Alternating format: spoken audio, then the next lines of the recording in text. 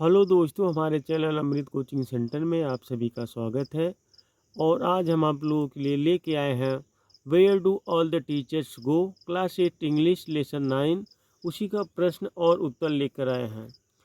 यदि अभी तक इस पोएम को आप लोगों ने नहीं पढ़ा है तो हमारे चैनल पेज पर जाइए, वहाँ पर आपको इसका लेसन सरल हिंदी अनुवाद के साथ मिल जाएगा और इसको आसानी से पढ़ भी पाएंगे, आप लोग समझ भी पाएंगे और दूसरे को पढ़ा सकते हैं, समझा सकते हैं।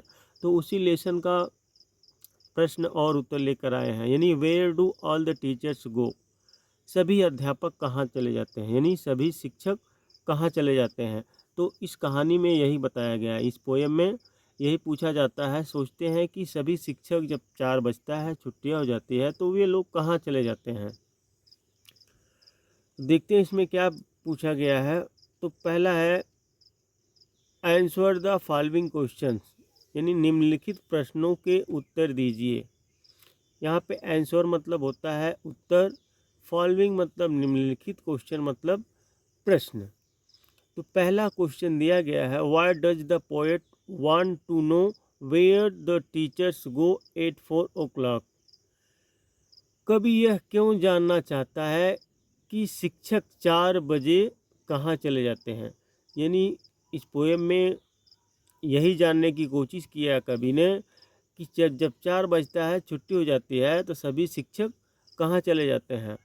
तो आंसर है by 4 o'clock the school gets over, 4 बजे तक स्कूल की छुट्टी हो जाती है। For the poets the teachers are not ordinary but special people. कवि के लिए शिक्षक आम नहीं बल्कि खास लोग होते हैं। यानी कवि जो इसमें सोचते हैं तो वह शिक्षक जो कोई आम आदमी नहीं रहते हैं, उनके लिए बहुत ही महान आदमी, बहुत ही खास आदमी रहते हैं, इसलिए वह सोचते हैं। So he wants to know where they go at 4 o'clock, इसलिए वह जानना चाहता है कि वे 4 बजे कहाँ चले जाते हैं। यानी जो शिक्षक रहता है, यानी जो पोएट है, वह सोचते हैं कि जब 4 बजता है, हम लोग तो अपने घर पर चले जाते हैं, लेकिन शिक्षक अध्यापक कहाँ जाते हैं, इसलिए वह जानना चाहता है, इसके बारे में जानने की कोशिश करते हैं। क्वेश्चन नंबर 2 में पूछा गया है, what are the things normal people do that the poet talks about. कवि सामान्य लोगों द्वारा की जाने वाली कौन सी चीज़ों के बारे में बात करता है।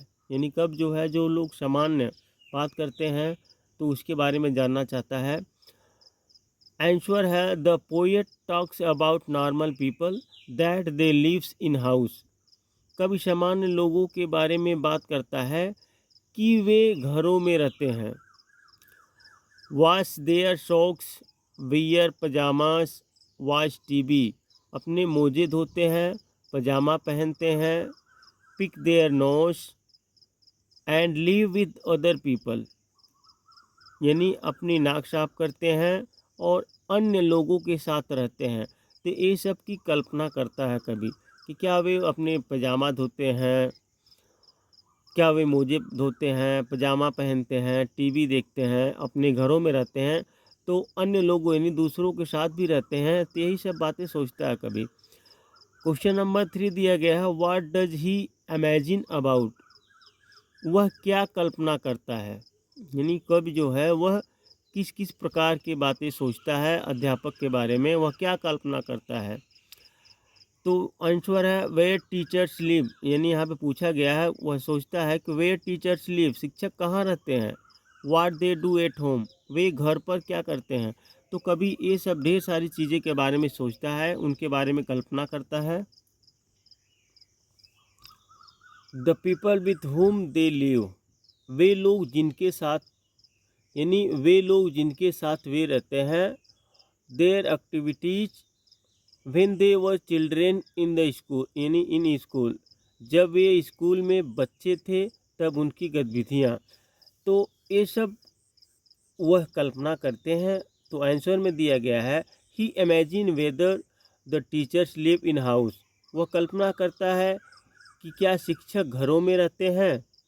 अगला है, he imagine whether they wear pajamas and watch TV at home. वह कल्पना करता है कि क्या वे पजामा पहनते हैं और घर पर टीवी देखते हैं। फिर और इमेजिन यानी और सोचते हैं कि he imagine whether they live with other people and have parents just like others. वह कल्पना करता है कि क्या वे अन्य लोगों के साथ रहते हैं और क्या उनके माता पिता भी अन्य लोगों की तरह ही हैं। यानी ये सब कल्पना कवि करता है कि क्या वे घरों में रहते हैं, क्या वे पजामा पहनते हैं, क्या घर में टीवी देखते हैं, क्या मतलब जैसे हम लोग के माता पिता हैं सभी की तरह उनके भी माता पिता हैं। तो ये सब कल्पना कवि करते हैं इस पोएम में, तो उसी का आंसर और है ये सब। He imagine whether they ever make mistake, यानी वह कल्पना करता है कि क्या उन्होंने कभी गलतियाँ की। God punished for stealing chocolate flakes, chocolate के टुकड़े चुराने के लिए उन्हें सज़ा मिली। लॉस देयर हिम बुक्स, उनकी भजन पुस्तकें खो गई।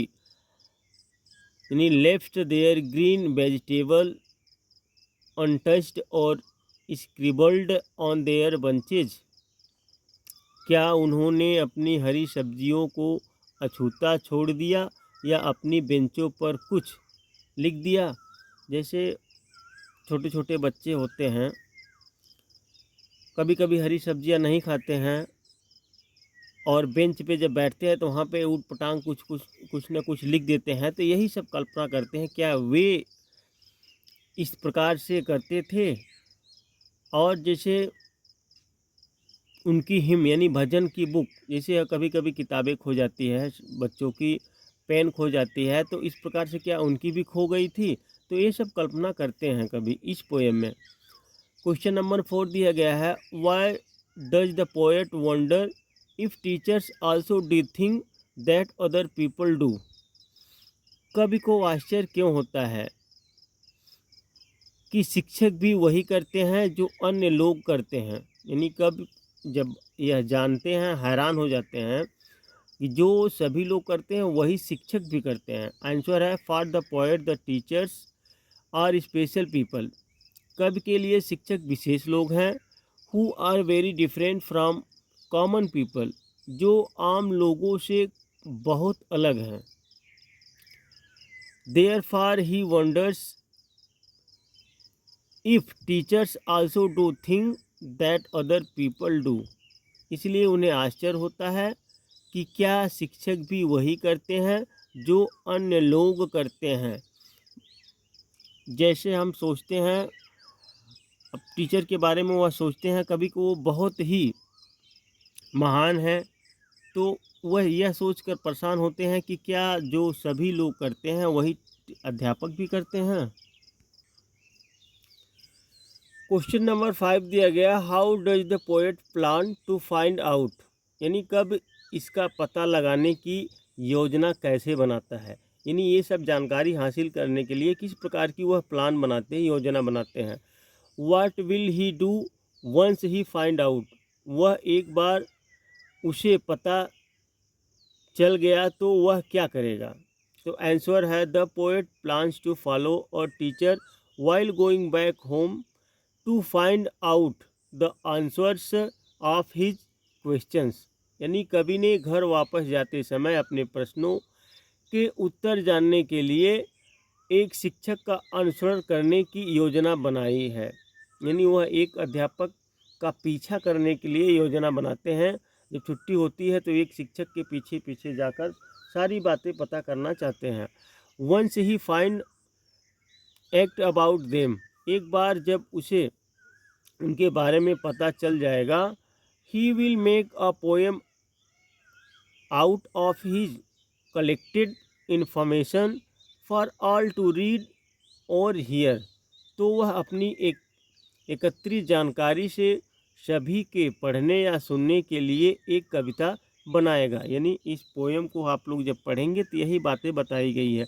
वह सोचते हैं कभी कि जब शिक्षक के बारे में जानकारी मुझे प्राप्त हो जाएगी, मैं उसका एक पत्रिका बनाऊंगा और एक पोयम कविता लिखूंगा सभी को पढ़ने के लिए और सुनने के लिए। तो इस प्रकार से कवि जानकारी हासिल करना चाहते हैं। अब दिया गया है वर्ड पावर यानी शब्द की शक्तियाँ। What do you think these phrase from the poem mean, यानी आपके अनुसार कविता के इन वाक्यांशों का क्या अर्थ है। जैसे punished in the corner, whether were taken away from other for punishment, तो यहाँ पे कोने में सज़ा दी गई कि क्या शिक्षकों को सज़ा के लिए दूसरों से दूर ले जाया गया। उसके बाद है लीव दियर ग्रीन्स, यानी इसमें जो पूछा जाता है जब पोएम आप पढ़ेंगे तो ये सब जानकारी आप मिल जाएगी। तो leave their greens did the teachers ever leave their plate of green vegetables, हरी सब्जियां छोड़े क्या शिक्षकों ने कभी अपनी थाली हरी सब्जियां छोड़ी। तो इस प्रकार से जो है आप बना सकते हैं।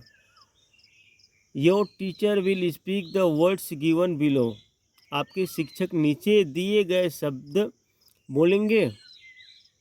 Right against each two new words that rhyme with it, यानी प्रत्येक दो नए शब्दों के सामने लिखें जो इसके साथ तुकबंदी करता हो। यानी यहाँ पे बेड है तो फेड रेड, यहाँ पे चॉप ड्रॉप सोप, तो इसी एक दिया गया है तो इसके समान ही प्रोनाउन जैसे एक बोलते समय एक जैसा लगे।